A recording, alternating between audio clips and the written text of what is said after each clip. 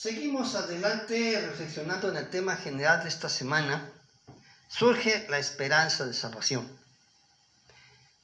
Soy Gilberto Bravo de la iglesia Betania en Papanotla, Tlaxcala. Y aquí en su canal de ustedes, Devocionales Conectados con Dios, continuamos en estas reflexiones. Cuando hablamos de salvación, hablamos de la irrupción de Dios en nuestra vida de manera providencial. La intervención providencial divina en la vida humana, en tu vida, en mi vida, de manera concreta. Y ahora vamos a reflexionar en cuanto a los beneficios de la salvación, aspectos prácticos de la salvación. Y es que hay gente que le da tanta importancia al aspecto trascendental de la salvación que impide que otras gentes puedan notar los beneficios prácticos que la salvación trae aquí y ahora. Están tan inversos reflexionando en aquella increíble felicidad que habremos de tener con el Señor cuando estemos en su presencia, que pierden de vista que la vida eterna principia aquí ahora, en el momento en que aceptamos a Cristo, y que en esta vida temporal, en este tramo que tenemos de aquí a que iniciemos otra vida, podemos todavía vivir y disfrutar muchas bendiciones, porque la vida eterna principia aquí y ahora cuando aceptas a Cristo. Y vamos a hablar solamente de un solo aspecto que los teólogos llaman regeneración, los predicadores llaman nuevo nacimiento, pero que no es otra cosa que lo que pasa en tu vida, en mi vida, cuando aceptas a Cristo. Eres perdonado, Dios te tiene como si nunca hubieras pecado, y hay una comunión entre Dios y tú, y entonces te toca.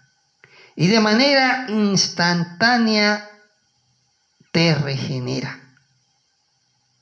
Si bien de persona a persona cambia la intensidad de la regeneración, pero hay regeneración. ¿Y a qué me refiero? Bueno, cuando Nicodemo llegó a buscar a Jesucristo, según encontramos el relato en el Evangelio de Juan, capítulo 3, versículos del 3 al 5, el Señor Jesús lo recibe y él le dice: Maestro, sabemos que vienes de Dios porque nadie que hace las señales que tú haces las puede hacer si no viene de Dios. Al escuchar Jesús ese reconocimiento, ni siquiera lo comentó ni reparó en él, sino le dijo de manera tajante: te es necesario nacer otra vez. Y continuó Jesús reflexionando y le dijo: el que no nace del agua y del Espíritu no puede ver el reino de Dios. Algunos asocian esto con el bautizo. La verdad es que en el bautizo hay una señal de regeneración, pero la regeneración en sí es algo que Dios opera en la vida del creyente. Quizás las palabras de la segunda carta a los Corintios, capítulo 5, versículos 16 y 17, describan un poco más claramente este fenómeno. Dice el apóstol Pablo: de manera que nosotros de aquí en adelante a nadie conocemos según la carne, y aún si a Cristo conocimos según la carne, ya no le conocemos así. De modo que si alguno está en Cristo, nueva criatura es. Las cosas viejas pasaron, he aquí todas son hechas nuevas. ¿Qué significan estas palabras? Bueno, primero que nada, que ya no se conoce a Cristo según la carne, o mejor dicho, ya no se conoce a Cristo solamente según la carne. ¿Por qué? Porque quien conoce a Cristo según la carne es aquel que está convencido del Evangelio, está convencido de que el Señor es Dios, está convencido de que Él trae el perdón de los pecados, está convencido de que Él da salvación, pero no ha entregado su vida por completo al Señor. Es alguien convencido, pero no convertido. Y es que en la regeneración damos un paso que va más allá del mero conocimiento de Jesucristo según la carne, es decir, según el entendimiento humano, según nuestras capacidades cognitivas de nuestra naturaleza humana. Es decir, ya no conocemos a Cristo solamente por los relatos bíblicos o por las doctrinas eclesiásticas, que son muy respetables, desde luego, y muy importantes y muy definitorias, sino que vamos a conocerlo de manera personal, para tener una vivencia con Él. Y se pasa a desarrollar una nueva personalidad acorde con el Evangelio. Por eso dice el versículo 17, las cosas viejas pasaron. He aquí todas son hechas nuevas. Esto es algo muy importante porque todo esto proviene de Dios. No es algo que el ser humano haga, más bien es algo que el ser humano permite que Dios haga en su vida. Y ese cambio de personalidad, porque es un cambio de personalidad, es algo que ocurre como reforzando lo que Pablo enseña en Efesios 2:10. Cuando después de decirnos en el versículo 8 y 9 que somos salvos solamente por la fe, que no es por nuestras obras, que es un don de Dios, nos asevera en el versículo 10, criados en Cristo Jesús para buenas obras, las cuales Dios preparó de antemano para que anduviésemos en ellas. Es decir, nueva criatura es, lo viejo ha pasado. Todo es hecho nuevo. Ahora vivir una nueva vida que ya Dios preparó de antemano para vivirla acorde con el Evangelio, acorde con lo que Él quiere de cada uno de nosotros. Esto necesariamente hace una transformación en la persona.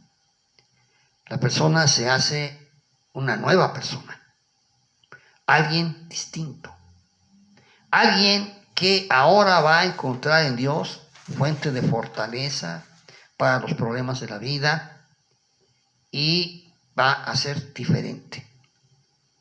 Se hace una persona solidaria, perdonadora, comprensiva, respetuosa de las leyes y procedimientos vigentes, lo que se refleja en una mejor adaptación a la sociedad y mejora en cuantía y mejor administración de sus ingresos.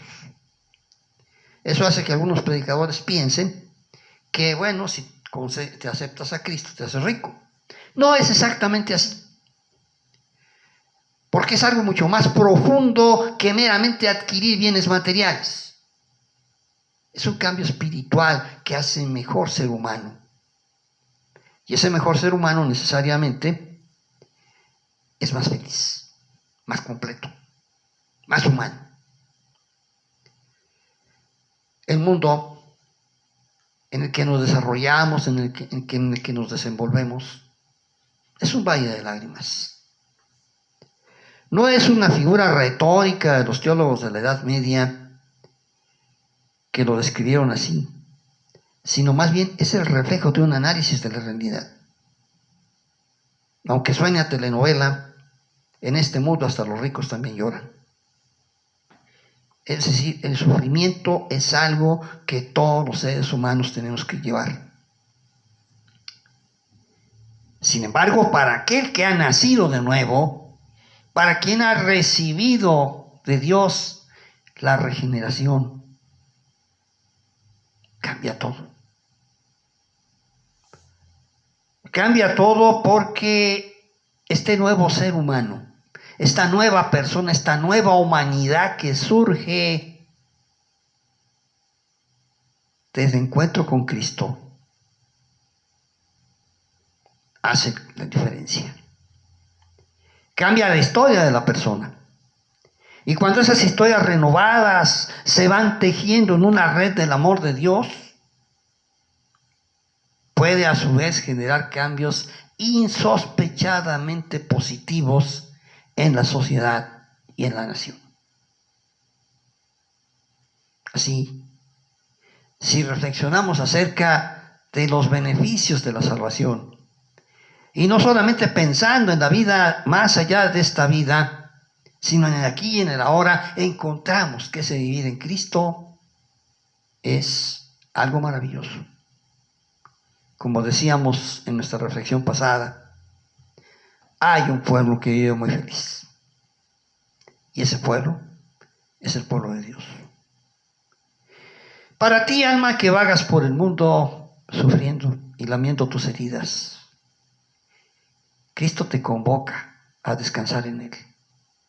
Él te llama con tierno amor para hacer de tu vida una vida nueva. Y si alguna vez conoces a Cristo según la carne, da el siguiente paso. Y ahora conócelo según el Espíritu. Entrégate totalmente a Él. Padre Celestial, te rogamos que en el nombre de Jesucristo y en tu Espíritu Santo, quienes vean este video sientan la necesidad de entregarse completamente a ti si ya te conocen de alguna manera. Y si no te conocen, abran su mente y su corazón para permitir que transforme sus vidas. De esas vidas dolientes y lacrimosas, en vidas de gozo, de paz, de amor. Aún en medio de la tormenta, aún en medio de la lucha, en medio de la enfermedad, de la pobreza, de la tristeza, podremos sonreír porque tenemos esperanza. Podremos sonreír porque estás con nosotros. Podemos sonreír porque vamos vislumbrando y ganando victorias. Tómales en tus manos y a nosotros también. Por Jesucristo lo rogamos y en tu Espíritu Santo. Amén. Este ciclo de reflexiones ha sido con el propósito de prepararnos para recordar el nacimiento de nuestro Salvador. A final de cuentas, estos son los antecedentes que van explicando el porqué de la Navidad. Así que los invitamos a seguir reflexionando en esto la próxima semana. No se desconecten. Recuerden, devocionales conectados con Dios. Hasta luego.